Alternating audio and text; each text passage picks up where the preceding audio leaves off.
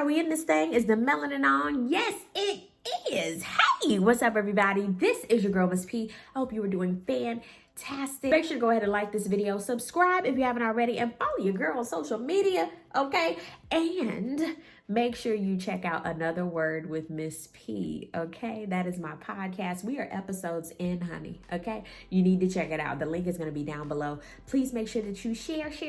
I'd really appreciate it. And you see the title correctly, baby. It's time for another What You Say Happen Now. I haven't done one in a while, I know, but I really had to talk about a lot of these topics because it just made me go, what? First, before we get into it, I have to say big shout outs to my sponsor for this video, Distinguished One Clothing. I appreciate them. Shout out to them for sending me out, some merch. I appreciate it. Isn't this dope? It says Blacknificent. Streetwear motivation, urban wear inspiration. They are based out of Texas. Let me show y'all. You can tell that this is going to be real good.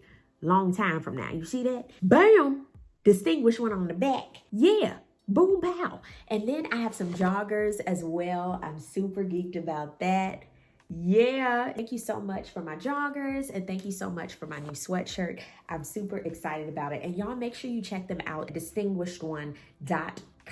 Like I said, dope company and even more amazing people who own the brand. If you would like to be a sponsor of my video or my podcast, make sure you send me an email or hit me up on my social media. You can have a clothing brand, a subscription company, a food truck, restaurants, bakery. You're a barber, you have a salon, baby, you sell hair, you do makeup, you have a YouTube channel, a podcast, it doesn't matter. Make sure you hit me up. My goal is to start spreading love all over the community. What You Say Happen Now. Like I said, I haven't done a What You Say Happen Now in a minute.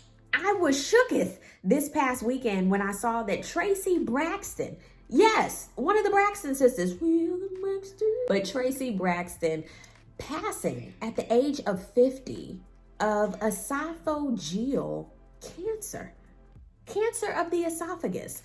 And she was battling with this for a year privately. My mind was blown when I saw that. I was perusing on Instagram and I saw, was it TMZ or was it the Shade Room? And you know how you see the doves and the RIP with the emoji with the heart breaking? I was like, what in the world? I don't know. It just didn't register. But then when I saw Toni Braxton, and she had posted the sisters in a picture and saying it's with the utmost, deepest regret, that I have to post this. And I was like, oh no, oh my God, my heart dropped. So sad. And as a huge fan of the Braxton family values, Traci was one of my favorites, aside from the living legend, Toni Braxton. But one of my favorites just because of how real she was. She didn't take no shit. And I also loved how hilarious she was because everybody that's posting hilarious moments. And I know this has to be super tough for the Braxton family. And, in the past couple of years, the loss that they've endured. And it's just, that's tough. I can't imagine. And of course, the sisters, you're used to seeing all of them. So I don't know how, that's just really tough and so sad. Nobody knew, that she was battling that. Of course, her family knew, but cancer is such a bitch. It really is. And of course, just in general, dealing with disease and anything is just really tough. And being a fighter, I know her son, Kevin Jr., had posted and just saying, how she was going to fight and she was going to do all that she could. And that's so tough because she was so close, to her son and his daughter, her husband, of course, and of course the family, because we've just watched them for years. So we feel like we're a part of the Braxtons. And, in the last couple of years, of course, with COVID, the Braxton family values, after COVID happened, I think it stopped because it was just too much going on. In the last couple of years, it was a lot with the Braxton family values. I feel like it wasn't like it was initially, of course, because life happens, things change, divorce, so much happened, with the sisters and just a lot going on that, continuing to watch them over the years, we wanted to, but then after a while we were like, okay, this is a lot. And things happen for a reason. But as far as them coming back, I've heard and saw people saying, I wonder, you know, will they come back to do the Braxton family values again? It's like, no, it's too damn soon. And why would they do that? Like, that doesn't make sense for them to do that. Not right now. That's just a lot. So just respecting their privacy right now is the best thing that we can do. Of course, you know, we're saddened for the loss, but they're living with that, you know what I'm saying? So just really respecting their privacy, and you know, it's just so sad. And I just hate that. I hate it, you know, to hear that. And hopefully, I really hope that the sisters, you know, came together, you know, before she got sick. You know, all the sisters just being in a good place. I just appreciate Traci Braxton for all the laughs, you know, that she provided, because that's what I truly got from her. And I remember reading from, was it her publicist or her manager? But either way, it was like, you know, anything she wanted to do, she did it. She wanted to have an album, she had to. She wanted to act, she did that. She wanted to have her own TV show aside from Braxton Family Values, and she did it. So everything she wanted to do, she did it. But 50, wow, that's young. And that's tough. And like I said, cancer is such a bitch. But I guarantee, being who Traci was, she did not go out without a fight. But yeah, that's really tough. Prayers for her family, prayers for everyone, you know, who knew her. And even if you're going through that right now, prayers for you and your family, or you just lost someone, prayers for you, because it's tough. And life is something. It really is. Next up, I guess, staying in the realm of the Braxtons, the show, The Real, being canceled after 8 seasons. I'm saying in the realm of the Braxtons because Tamar, she was one of the original hosts on The Real. And Lonnie even posted basically saying, yo, y'all, I'm going to be fine. But about the 150 crew members, I don't know if they're going to be fine.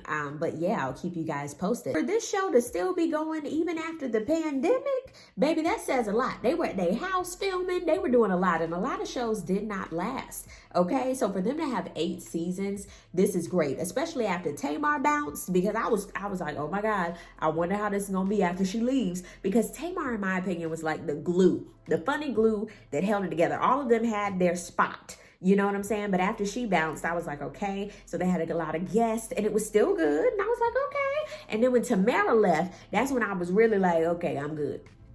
Hate to say it, but that's how I felt. And then they brought Fancy in, you know what I'm saying? And I don't know, I haven't really watched like that. I've seen excerpts here and there on YouTube, but I haven't been tuning in like I used to, you know what I'm saying? And then of course, Jeannie, I'm so happy for her and being with Jeezy and having that baby, you know what I'm saying? So I feel like everybody has morphed and evolved, you know, and that's what you should do. But 8 seasons, winning Emmys and all types of stuff, and still going after the pandemic. And I sad to see it go, yeah, because like I said, I wasn't sitting there waiting for the show to pop up, but I would watch it on YouTube. You don't know why. Business is business, which brings me to, hey Nick, the Nick Cannon show being canceled after Child, not 6 seasons, 6 months. I said, damn, it's just been 6 months. Give Nicholas a chance, honey. Has it been 6 months? I feel like it came on the top of the year.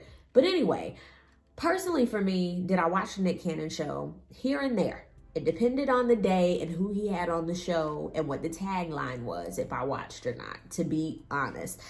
He was wearing them suits, though. Nick knew what he was doing in the suit department. I don't know if people were receptive as they should have been, or if they wanted to be. He said, basically, this is show business. This is how it goes. We're not going nowhere. So I'm sitting here like, wait a second.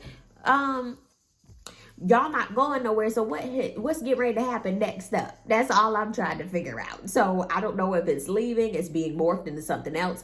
I don't know. But like I said, and he said it best, it's show business. But then I had to think, of course, Nicholas is going to say that because Wildin' Out is still on after a zillion years and got revamped even after it was shut down. Okay. The aha is he still has 1,000 things going on. Okay. So Nicholas, he's going to be just fine. Speaking of, are they going to be all right? Jussie Smollett, all of his family is of course saying free Jussie because that's it. That's their family. And of course his cast members from the Empire. And his brother said that he is currently in a psych ward and is at risk of self-harm. That's what they have as a note on the front of his door. And basically his brother's saying he is stable and strong and ready to take on his time, okay? Ain't nothing wrong with Justin. He all right. I'm sitting here like, well, why was he lying?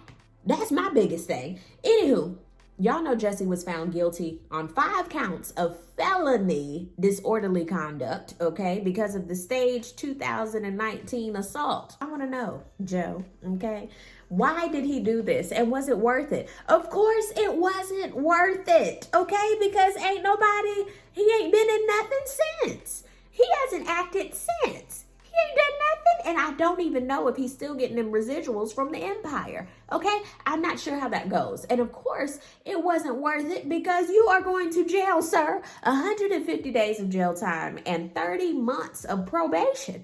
Child, I feel like probation is even worse than the jail time because you can't do shit when you're on probation. One wrong move and your ass is back, okay? So with Jesse, not saying I forgot about everything with him, but I kind of did forget. I was like, damn, I forgot he did that. Why did he lie about that? Damn, now you're going to jail. So my biggest aha for this whole thing is y'all better be careful when you be telling stories, okay? Well, story is different from a lie. Be careful. Speaking of being careful, Stevie J needs to be more careful, okay? Because ever since Stevie and Faith broke up, the biggest aha is I'm just sitting here looking at them like all this shit that has come out and they're just whistling. They done moved the hell on. I'm like, this is some crazy shit. But Stevie, the latest thing he's done, I'm never surprised with Stevie J, but the latest he has done is getting the beefcake slob during an interview. And he's perfectly fine with this. I say, you know what? He's not well. It was a FaceTime interview. He's in the bed.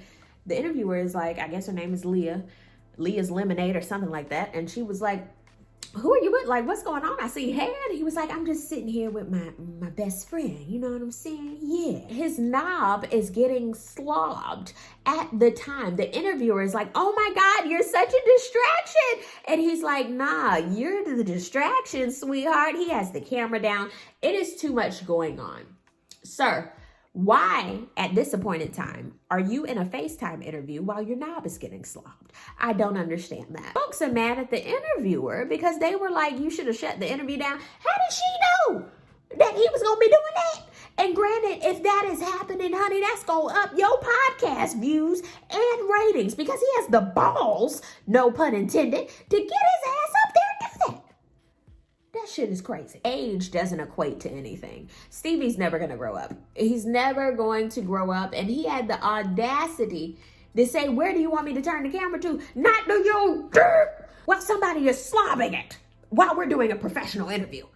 And granted, I want to know, Leah, what were you interviewing him about, honey? Because there's nothing I want to know about Stevie J right now that I don't already know. And you know he's a sleaze. He's the president of the Creep Squad, the sleaze community. Those are my topics. Let's talk about it. Thank you so much for watching. I really do appreciate it. And I will see you on the next video. Peace, love, and war. That good stuff. God bless. Bye.